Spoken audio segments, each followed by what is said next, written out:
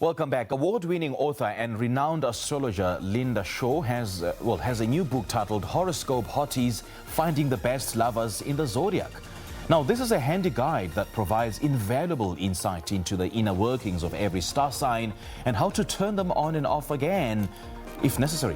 Well, the High Priestess of Astrology joins me now via Zoom to tell us more about how stars and planets can align to help us find love. It is a big question, Linda. How do we find love? I mean, just give us a brief description of what this book is all about.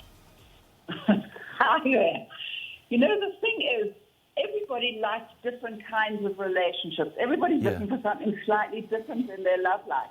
And I met this woman who said to me that she was going to leave her husband because she didn't like the way he had sex with her. So I thought, this is very sad. And I thought, all of us can learn how to be decent lovers. So I thought I would start with writing about the kind of approach to sex that different star signs have, because they all come from a different energy. Like they're all inspired by one of the elements: fire, earth, air, and water, for example. The fiery signs: Aries, Leo, Sagittarius. They're looking for spark and passion, and they're the kind of people who will rip off your clothes in the public toilet and ram you up against the wall. Those kind of things. Whereas the earth signs are far more sensual. The Taurus and the Virgo and the Capricorn, they're looking for beautiful glasses of wine and candles and soft music, and if you've got a fire sign trying to get involved with an earth sign, you're going to have some sort of a problem, because you've got to combine your energy. So you need to know what kind of energy you're looking for before you start, is always what I think. You need to be looking up front for what kind of lover you want. And then, find it. Yeah. Now, Linda, tell us a bit more about what Horoscope Hotties are, and do unpack for us, if you can, how you use it to help in finding the best compatible love. Yeah. Well, first of all, obviously, it's a good idea to ask for somebody's star sign, although that's such a cliche and so corny.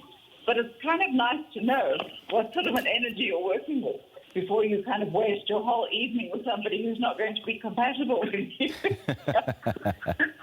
And then, you need to look at the different kinds of approach to sex. For example, the air signs, Gemini, Aquarius, and Libra, are very romantic intellectually, but they're not that comfortable with the actual body. So they like to talk about sex. They like to talk about relationships. They like to talk about how they feel. So I'm laughing because I'm a Gemini. So, yeah, go ahead. Which one are you? I'm a Gemini. So, yeah, go ahead. There you are, you see.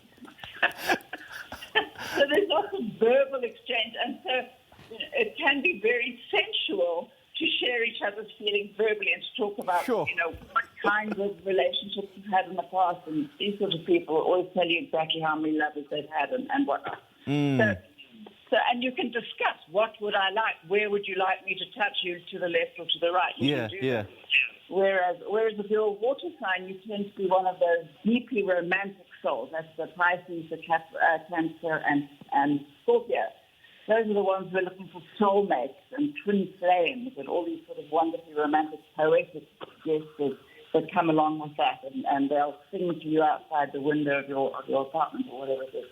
So there's a lot of emotion involved, and weeping and touching and those sorts of things. So, you need to know what you're looking for in advance.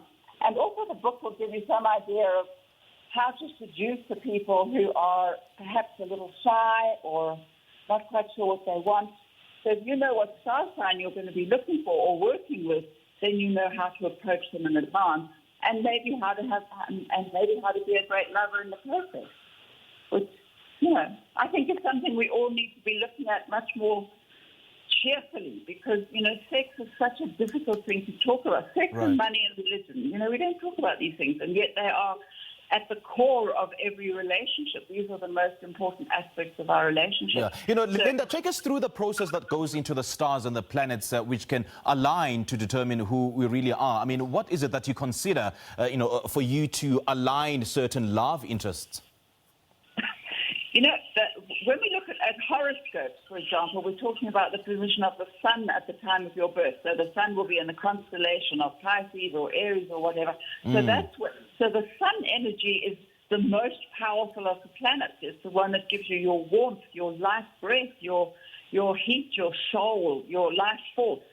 So if we know where the sun is directed in our particular chart, and obviously not everybody believes in astrology, and some people think it's a load of garbage, and that's fine, but you need to try it out and see if it works for you. It's one of those things where the proof of the pudding is in the eating, as it were.